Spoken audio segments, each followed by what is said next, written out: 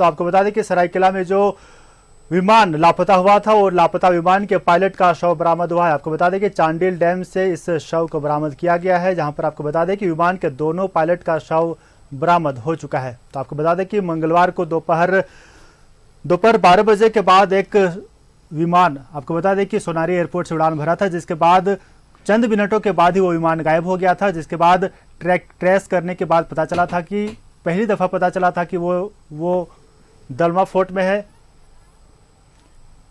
वहीं दूसरी बार पता चला कि वो चांडिल डैम के आसपास कहीं पर है। अब चांडिल डैम से दोनों के शव को बरामद कर लिया गया है।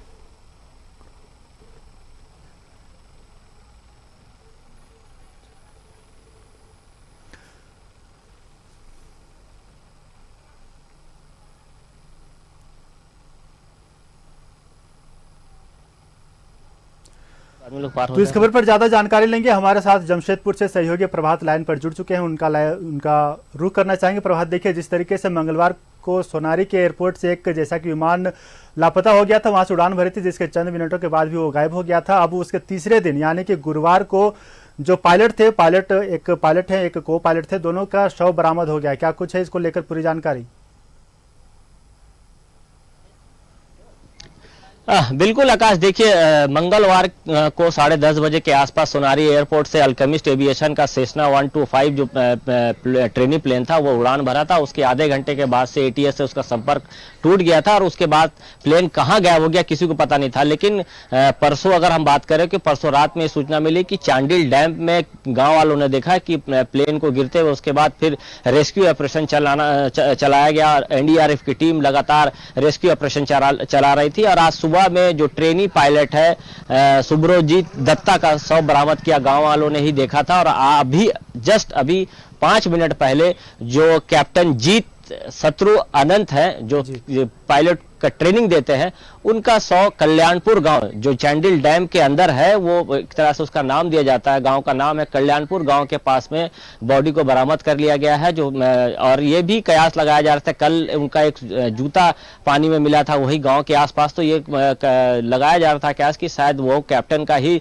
शूज है। और जो एविएशन के लोग थे उन्होंने कंफर्म किया था कि वो जूता जो है उन्हीं का है। अब दूसरा शव भी बरामद कर लिया है और दूसरे शव को लाने के लिए जो एनडीआरएफ की टीम है वो कल्याणपुर गांव तक गई है, वहां से फिर बॉडी को लेकर आएगी।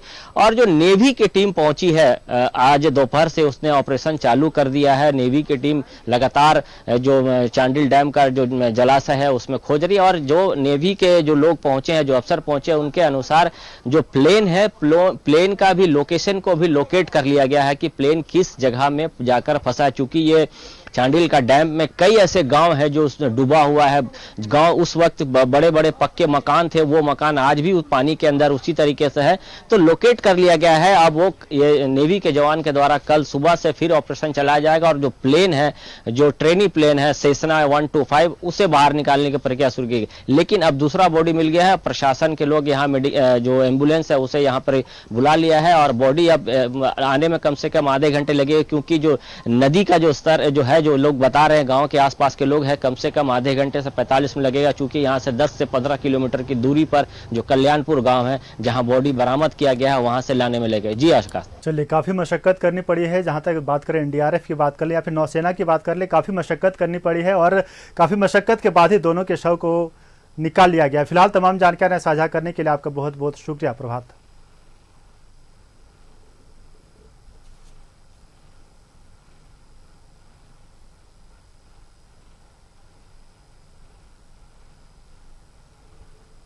एनडीआरएफ की जो टीम है वो कल से सर्च ऑपरेशन कर रही है अपना। तो कल तो हम लोगों को सिर्फ एक पेयर ऑफ शूज़ मिला था। आज एक बॉडी रिकवर हुई है जिसको अभी पोस्टमार्टम के लिए भेज दिया गया है।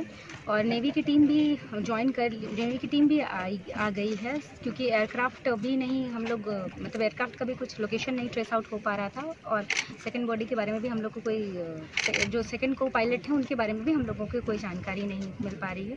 इसीलिए अभी रेस्क्यू ऑपरेशन ऑन है, देखते हैं ये लोग करते हैं तो फिर क्या रिजल्ट आता है। कह पाएंगे हम लोग अभी, क्योंकि बॉडी मिला है, ये पॉसिबिलिटी हो सकती है, जब तक वो कुछ मिले नहीं उसका पार्ट, तब तक कंफर्मेशन तो देना थोड़ा मुश्किल। उसी दौरान मछली पकड़ने वाला लोग जब कि अंदर गया तो एक बॉडी जैसे ही मिला, उन लोगों के द्वारा ही वहाँ से निकाला गया और हम लोग को सूचना यहाँ का प्रशासन को दिया और उसको निकालना। जो टीम एनडीआरएफ की जो टीम है वो कल से सर्च ऑपरेशन कर रही है अपना, तो कल